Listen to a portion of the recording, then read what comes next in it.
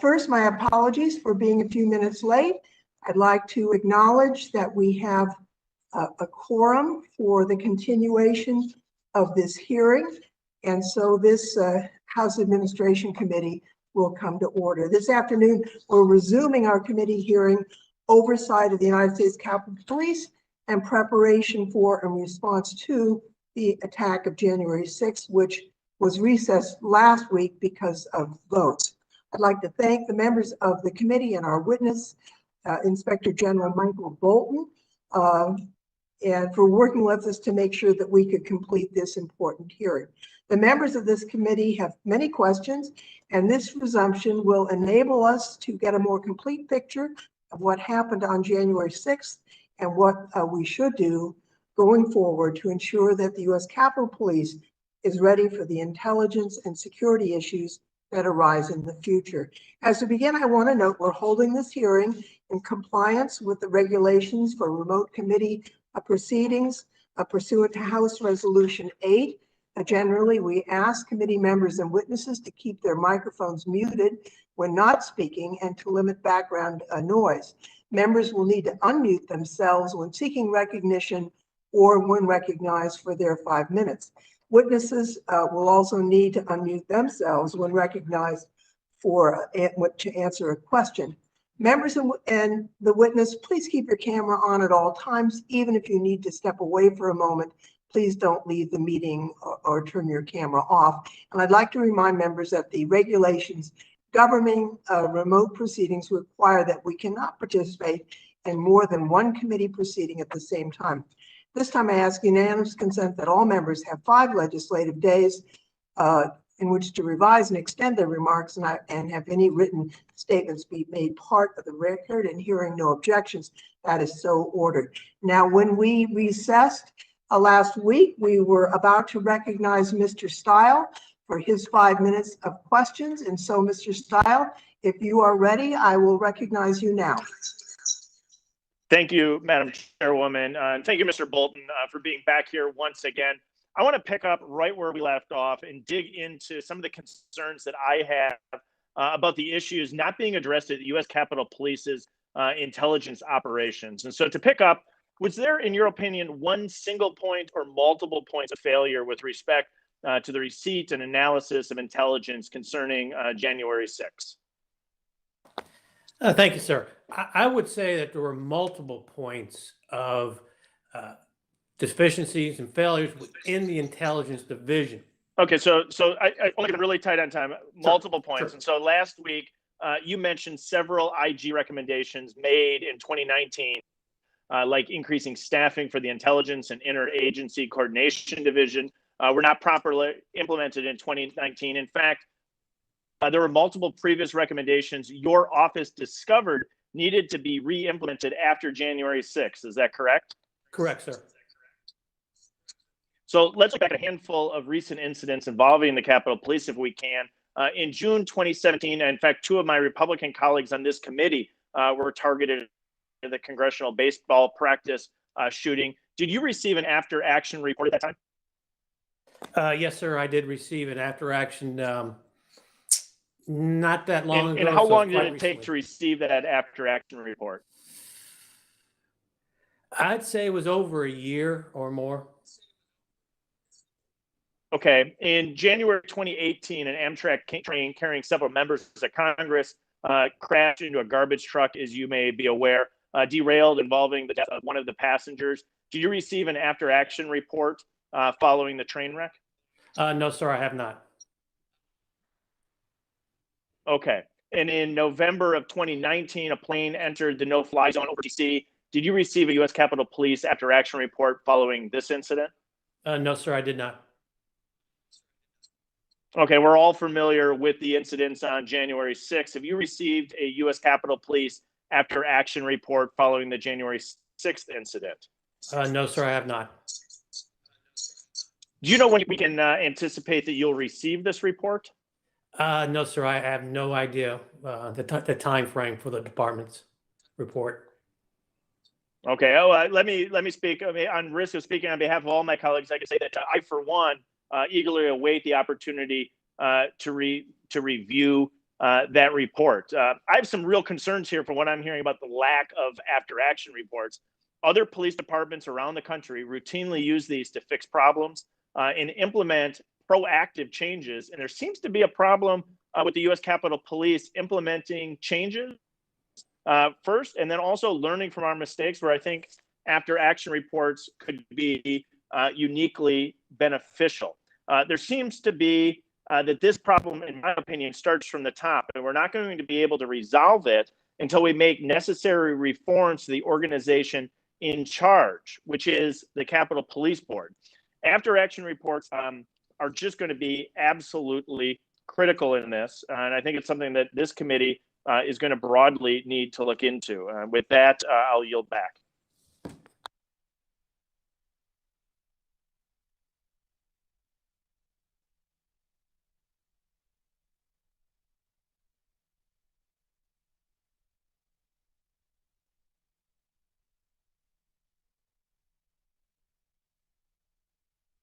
Style, have you concluded?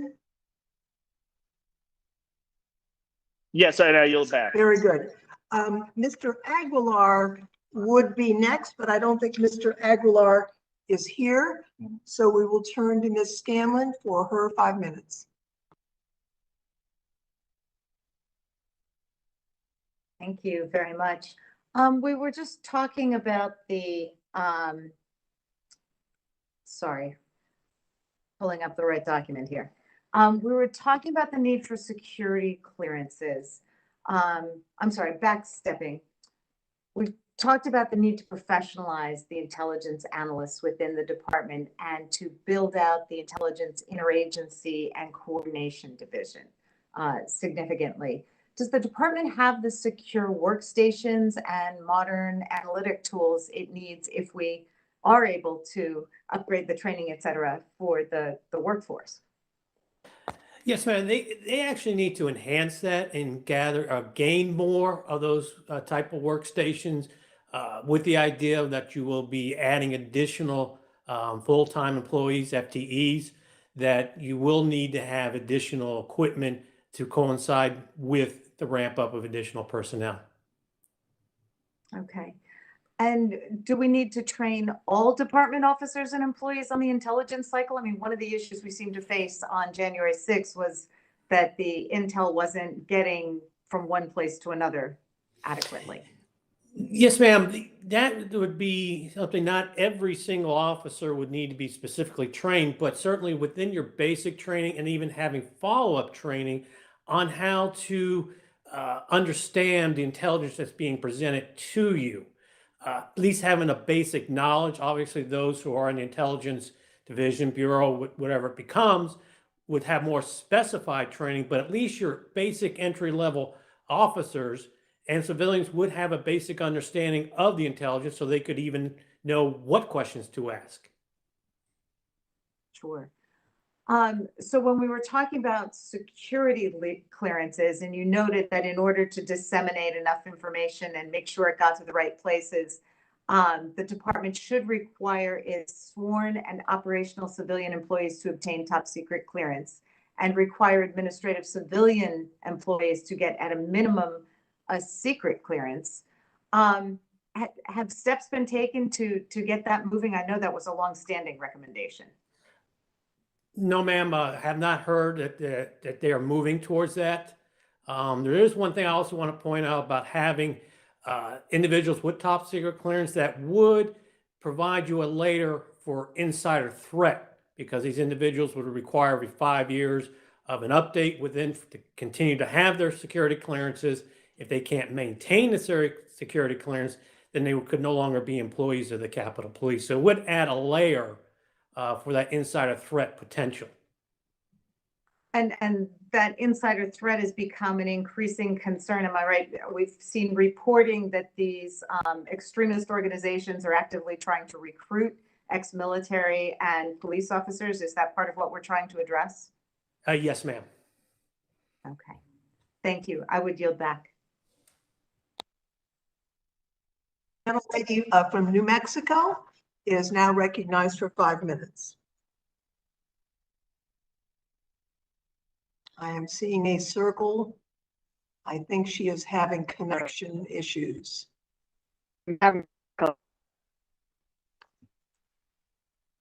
Ms. Leisure Fernandez, you cannot be seen. So hopefully your connection issues will be resolved. I think there's an interest among members. Ms. Fernandez, yes, you're recognized for 5 minutes. Except that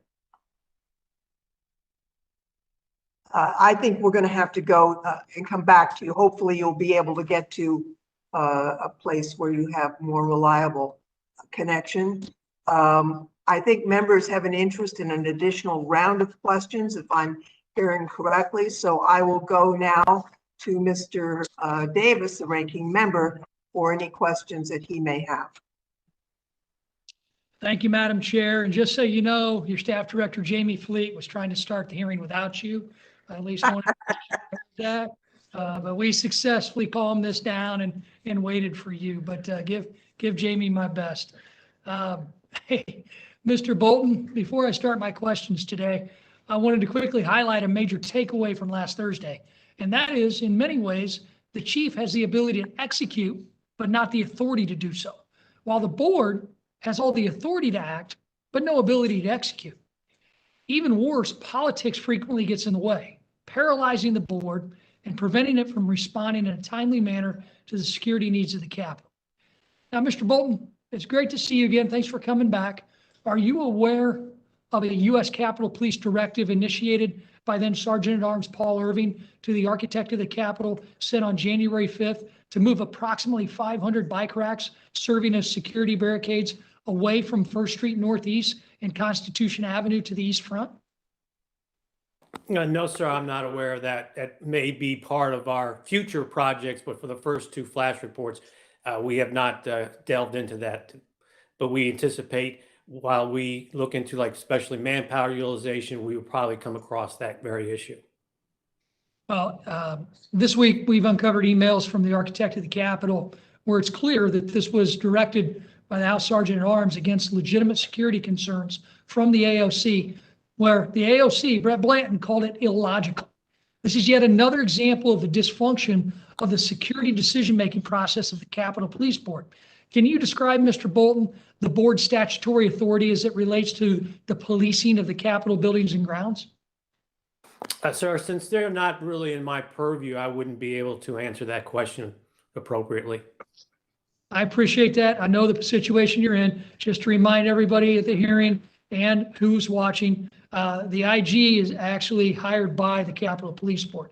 I understand it's not your purview, but we need to make it our purview on the committee. Can you describe the board's emergency powers, though?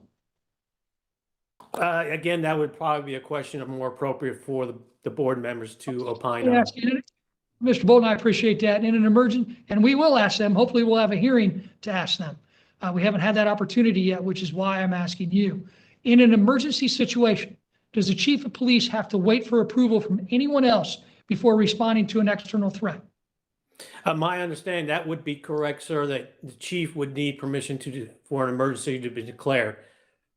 Okay, so the chief's limited in what they can do without approval, right? That would be correct, sir, yes. So is that why then Sergeant at Arms Irving asked Speaker Pelosi for permission before he sought support from the National Guard on January 6th, as reported in the New York Times? That, sir, I would not have any direct knowledge about that. We'll go with what the Times says then. Does the board have the authority to issue regulations? They have a broad, for traffic regulations, yes, they have that authority. Traffic regulations, yes. What about issue regulations as we normally talk about in the United States Code? Again, sir, that would probably be more of a question to direct it to the board as opposed to myself. Well, I direct you to the code, which very clearly requires the Speaker of the House to sign off on any board regulations. So with that, I do want to say thank you again, Mr. Bolton. Is there anything that I would have mentioned to you in the time that I have left, or that I wouldn't have mentioned, or any issues you want to put forth in regards to the board or any of my line of questioning that I brought forth earlier that this committee would you think need to know? Thank you, sir, but not at this time. Well, then I guess I'm going to have to yield back, Madam Chair. Thank you. The gentleman from Maryland, Mr. Raskin, is now recognized for 5 minutes. Thank you very much, Madam Chair. I'd like to ask the Inspector General about your recommendation to us to explore incentivizing the Civil Disturbance Unit, the CDU program. And you say that you found that there were multiple deficiencies in the program, in the planning for civil disturbances. Are there ways to incentivize joining CDU that could complement what you mentioned last time in terms of financial incentives?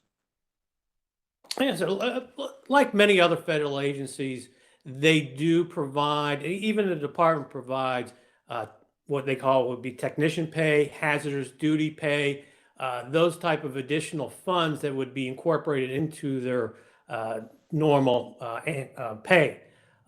So that would be one method that you would be able to incentivize the CDU. In addition, it would certainly be worth a discussion on a different vein, allowing the department the ability to provide on-the-spot awards, monetary awards like other federal agencies do, where for exceptional service or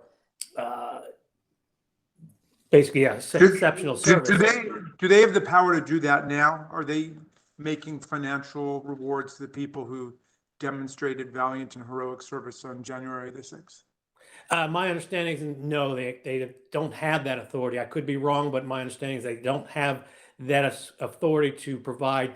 Certainly, they can do other things, whether it be certificates or award ceremonies. But as far as like an on-the-spot award for exceptional service or the duty, they don't have that authority to be something that they could look into providing their officers in case-by-case basis. Okay, Mr. Bolton, the Capitol officers have had a hell of a period over the last 4 months. They're exhausted, they're stressed out, they continue to be overworked because they have to continue to service Congress. I'm wondering whether you feel confident that the department can continue to protect the Capitol while also working to implement your new recommendations, including around the Civil Disturbance Unit. I do have confidence, especially in the officers. I've been here since 2006. Throughout many other incidents, things that have happened, but each and every day, the officers come and they're standing the post and providing safety for us and doing their duty, regardless of whatever happened. Even that awful day on April 2nd, they came back and they stood post and provided us with safety and security. They are very resilient. They are very dedicated, and I do have confidence that they will be able to move forward. So do you think your recommendations can be implemented without diverting resources from the day-to-day mission of the department? I do believe there are a majority of those recommendations. One of them are just involved, or not one of them, several of them involve just policies and procedures, setting up internal controls. That's not taking away day-to-day duties from the officers. And even in intelligence, you'd be looking more to hire civilians outside the department, or even at the training services bureau, be looking for outside, so you're not taking away the day-to-day duties of the officers. Okay, will you explain to me how in the past your reports have been received by the department and whether you work with them on implementation of recommendations, or do you just sort of publish it and then whatever happens, happens? We do. We work with the department to the extent that we can. Keep in mind, when we formulate our recommendations, they are based on best practices throughout the government. We rely on the GAO, Government Accounting Office, as well as other agencies, their best practices, in our recommendations. We can't get down to the specifics and tell them exactly how to do it. If we do that, then I'm no longer independent, because now I'll be going back and auditing my own work. So then I'm no really longer independent. So I have to be very careful in my communications with the department. I can't give them exactly how to do it. That's why our recommendations are broad. It's policy, programs, internal control based. Okay, and my final question is, do you think that there are any of the deficiencies that you've discovered in this report that you ought to have discovered before January 6th? That's difficult to answer in a sense, because some of these deficiencies have reoccurred. We have brought forth some of these other issues in previous reports, leadership training, intelligence in other reports. So we have highlighted, and even training, even though it wasn't directly to CDU, because again, like I said, it's an ad hoc unit. But on other areas, we've noted, hence why for FY21 in my annual plan, I had planned on doing Training Services Bureau as a whole, a complete review of them, as well as some other elements that we're basically touching now as well. Thank you very much. I yield back to Madam Chair. Gentleman's time has expired. The gentleman from Georgia, Mr. Loudermilk, is recognized. Well, thank you, Madam Chair. Mr. Bolton, thank you for appearing with us again. The last time that we spoke, I asked a few questions about the police board. And so I kind of want to follow up on some of those questions that we had before. The first is, can you describe in general the police board's administrative responsibilities? I'm sorry, sir. Since they're not really my purview, that's something I would not have looked into or looked at. So it wouldn't be appropriate for me to opine on something like that. I wasn't asking for opinion, just, what are the general police board's administrative responsibilities? Somebody, I imagine somewhere knows that. And not asking for opinion, just as if you have knowledge of it. The answer is, sir, no, I do not have knowledge of it. Okay. Well, do you know how much power and authority the board has over the actual Capitol Police personnel? Again, sir, that's not really in my purview. I wouldn't be looking at any of their functions or how they go about doing their business. My mandate is the Capitol Police. Okay, I understand that. Somebody's got to know these answers. I'm just looking for, do we know anything about them? And one of the things that I asked last time was about the Capitol Police Board and who has oversight over that board. Now that there's been a week past, I'm just wondering if you do know what entity has oversight. Actually, sir, I went back and I tried to research that myself just for my own edification. I don't believe there is actual oversight of the board, because it's a separate entity that's made up of House, Senate, and the architect of the Capitol. That's interesting. Okay. Well, I would guess that if there is any oversight, it would be this committee, which if that is the case, and I think it would be, I would hope that we would be having hearings to actually have some oversight to get some of these questions answered that no one seems to be able to answer. So I appreciate your candor on that. It's also my understanding the Capitol Police Board is actively searching for the next chief of police. This isn't a question about the board per se, but if we were to approve a transition toward a proactive protective force, what are the traits the board should look for in a new chief? It probably wouldn't be appropriate for me to weigh in on something like that. Being independent, it makes whoever the board decides to choose or however they're chosen, it's really not up for me to decide that. I will work with whoever they place in that position, and I will have oversight of that individual. Okay, I'm not looking for a person, just what are the kind of the traits? What are the skill sets?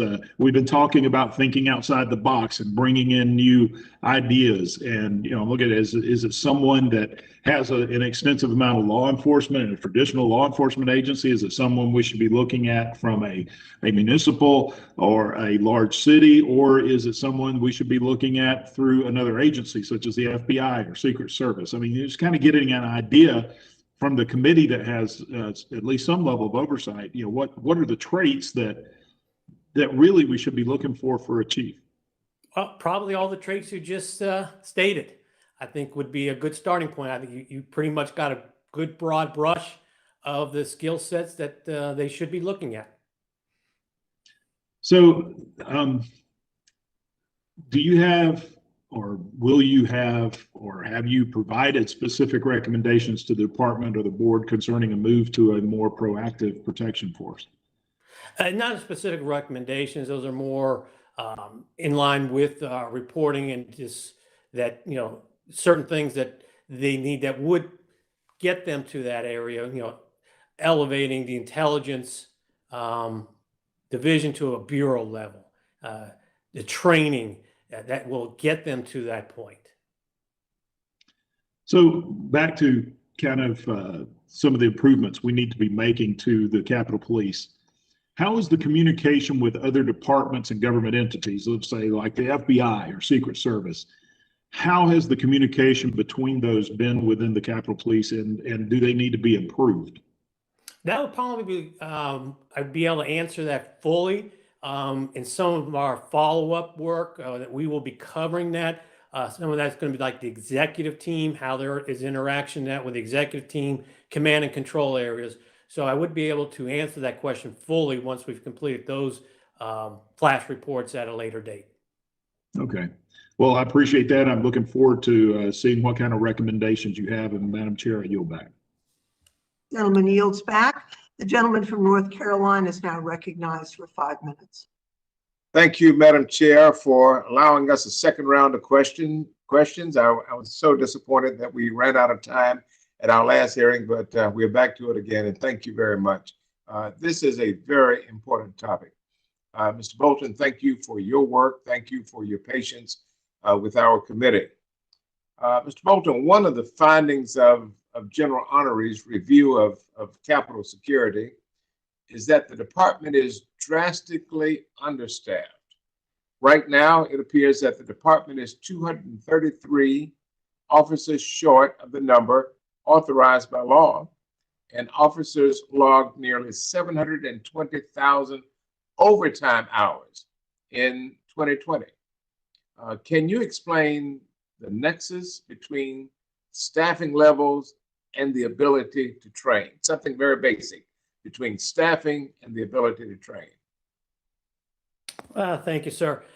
First and foremost, yeah, they need to get up to their authorizing strength. There's no doubt about it. I don't think there's any question by anybody that needs to be done. That is a difficult thing because always you have to keep in mind of your mission requirements that can change day to day. We have suggested, and never made it a formal recommendation. We were on a previous report years ago that we did for one of their units to bake in what we call but incorporate what we call fourth shift. You have your three main shifts: day work, afternoons, and midnights. Your fourth shift is your training shift. So what you're doing is you're aligning your scheduling and adding another shift, and that will be your fourth shift, which would be your training, and that's when your officers would be able to go out to Cheltenham or wherever and to be able to receive that training, and it's a week. Do your officers have time to train? Well, that's the question. Yeah, we need to be able to provide them with the training. It's a question of, again, rethinking the way we do business, ramping up our training services bureau to a full-fledged training bureau or officer training, and incorporate it and be committed to the training. It's about the will to do it. All right, well, let's talk a minute about recruitment. Have you looked into what the department can do to recruit more qualified officers? Not specifically in that vein. We did do a quick review of the recruitment practices. We're just looking at how they're making sure they have the policies and procedures, and were they conforming to those policies and procedures. But we haven't really delved into something as deep as their actual recruitment practices. Let me ask you this, Mr. Bolton. What percentage of the force would you say would be comprised of frontline officers? That's right. I wouldn't be able to answer that for you at this time. I'd have to go back and look at some records. I have some reports I could probably reference that back to, and certainly if any follow-up questions, I can be able to answer that for you. Yeah, I guess what I'm getting around to is what impact does being short-staffed have on the frontline officers in the department? Certainly being short-staffed is going to increase the pressure on the day-to-day operations for the officers. Obviously, if they're having to work forced overtime, not only for themselves, but for their families, it's going to be a significant impact. I guess my final question is, and you may not be able to answer this, but at least I will try. Have you been able to, in the last few weeks, measure the morale in the department? I'm really, really concerned about it. No, sir. Well, we haven't been able to really measure. I can just give you my personal observations in a sense, and the officers that I see, they're here, they're resilient, and they are doing their duty, and I'm sure they're hurting. But what I can see, just personal observation, they're doing well considering all that they've gone through. That's my assessment as well. Thank you, Mr. Bolton. Madam Chair, I yield back. Chairman yields back. Mr. Stile is now recognized for 5 minutes.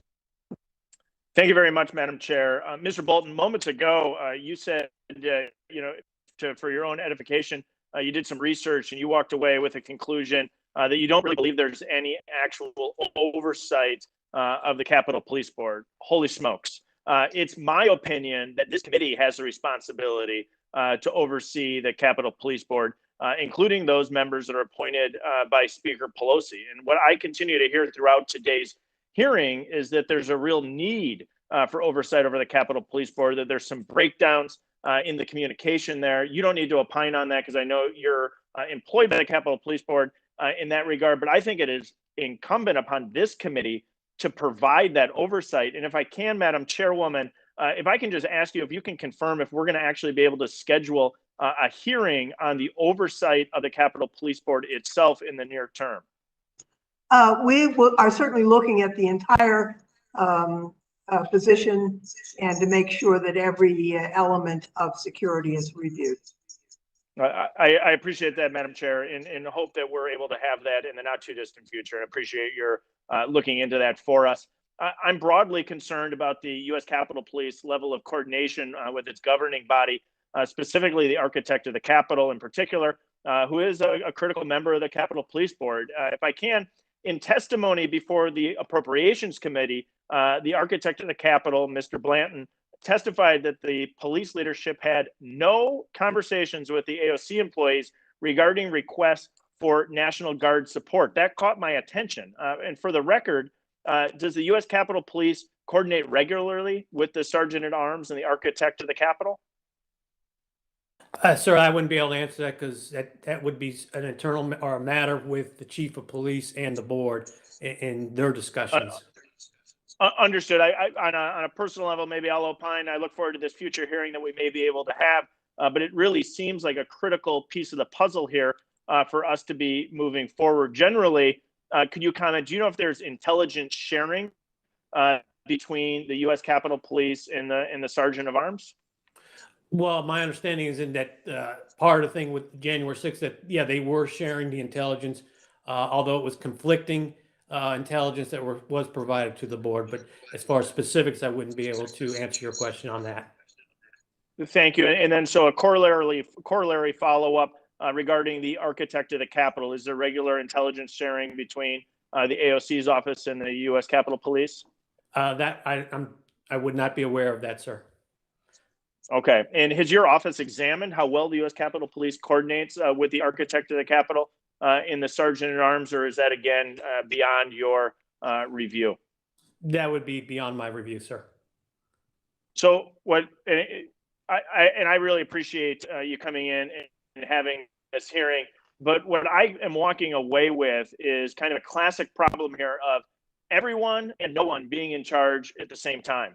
To me, it's absolutely clear that what we can't do is we need to do is to, I'm going to start that one over.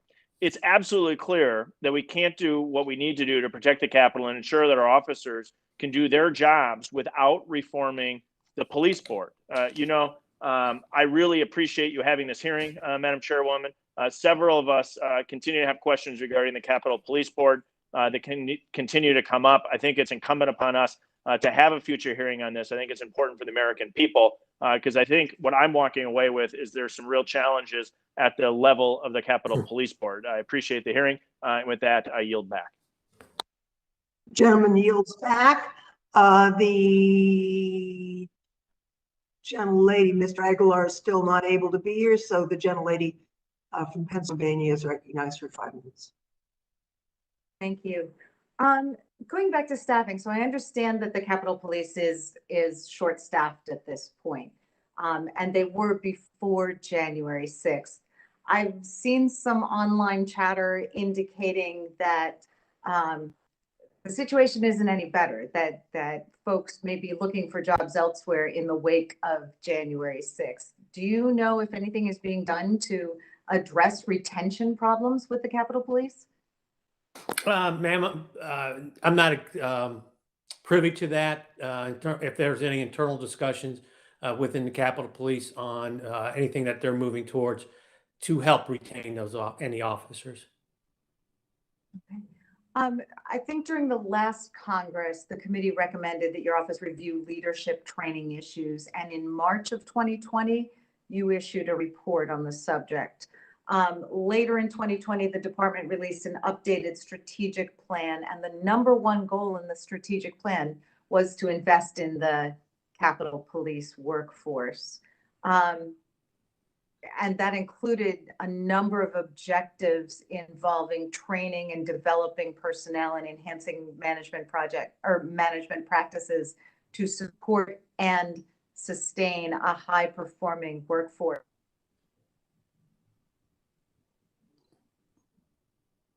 To January 6th? I'm sorry, ma'am, you ended up freezing at the last moment there. So I didn't catch your question.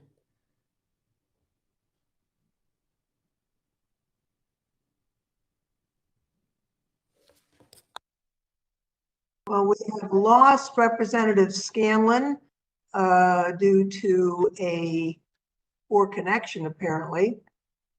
So we will, I will turn to myself for the closing question and also suggest to members that if possible, it would be good to connect your computer or whatever device you are using directly to a fiber network rather than Wi-Fi. It's way more reliable in terms of getting online. Mr.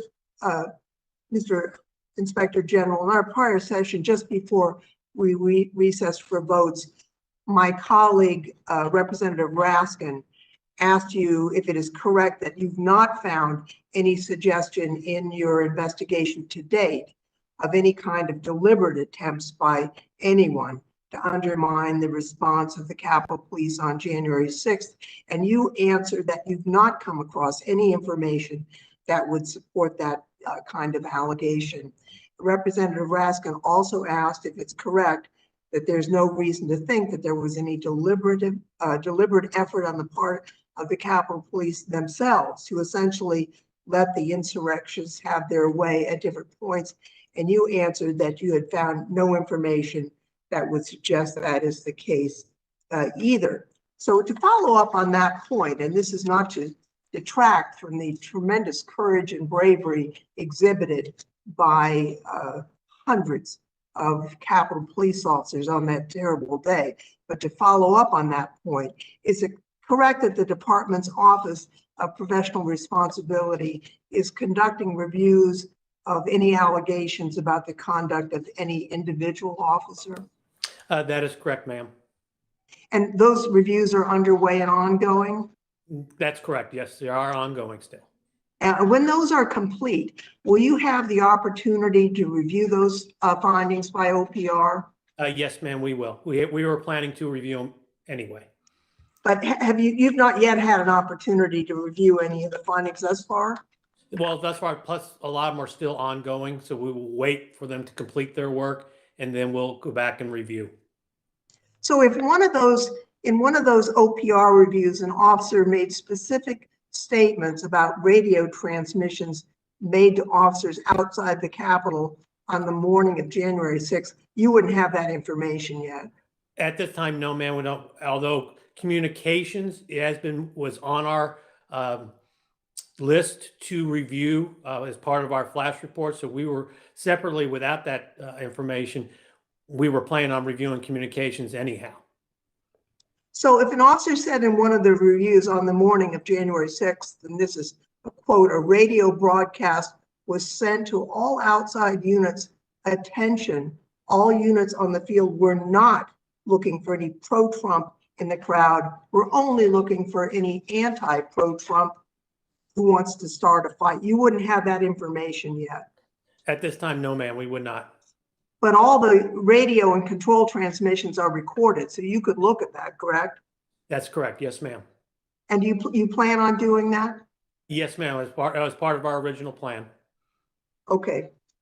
On a different topic, in a previous round of questions, one of my colleagues introduced a 2017 GAO report about the Capitol Police Board for the record. And as you've previously noted, you don't have jurisdiction over the board. However, I do want to clarify a few aspects regarding the board that is in the GAO report. First, is it correct that as the GAO reports, the Senate has a role in appointing and confirming 2 of the 3 board members, while the House only has a role in appointing 1, and that this was raised as a concern with accountability to the House? Yes, ma'am, that's true. That's correct. Yeah, AOC, the architect of the Capitol, and obviously the Senate Sergeant at Arms. So this was identified in the GAO as an issue having to do with accountability. Yes, ma'am. And the current architect of the Capitol, Brent Blanton, was nominated by former President Trump. He was confirmed by the Senate in September of 2019. And you would not necessarily have internal emails between the AOC and senior leadership or staff, would you? No, ma'am, not whatsoever, although the architect has their own inspector general. Okay. So if there's an email exchange between the AOC staff in the morning before the attack discussing, quote, chatter about storming the Capitol, or, quote, go to Washington January 6th and help storm the Capitol, or to, quote, storm the government buildings, kill cops, kill security guards, kill federal employees and agents, you would not necessarily have that email, would you? No, ma'am, I would not. Okay, so that's something we would get from the architect. Now, as the GAO report also notes, the chief has a human capital responsibility that are separate from the board. And according to the GAO report, one of those is the chief can establish regulations to provide for training. That's correct, isn't it? Yes, ma'am, that is correct. So the concern raised by multiple oversight committees was that they lacked insight into the board's decision-making areas where the committees have responsibilities, such as campus police matters or campus-wide security is essentially correct. Is that correct? Yes, ma'am. Okay. I do think that we need to dig into this a little bit more. I'm aware very much that you are preparing additional flash reports, and also that other committees have conducted oversight and are receiving data. So we want to be very streamlined and make sure that we are utilizing our time in a way that's effective and not just covering ground that other committees have already done effectively. So we will be in a position and a posture working with our friends in the minority to make sure that we have compiled the information made available to other committees along with our own efforts at Oversight. With that, we have concluded the members' questions at this time. And without objection, then the House Committee on Administration would be adjourned. I thank you all for your participation.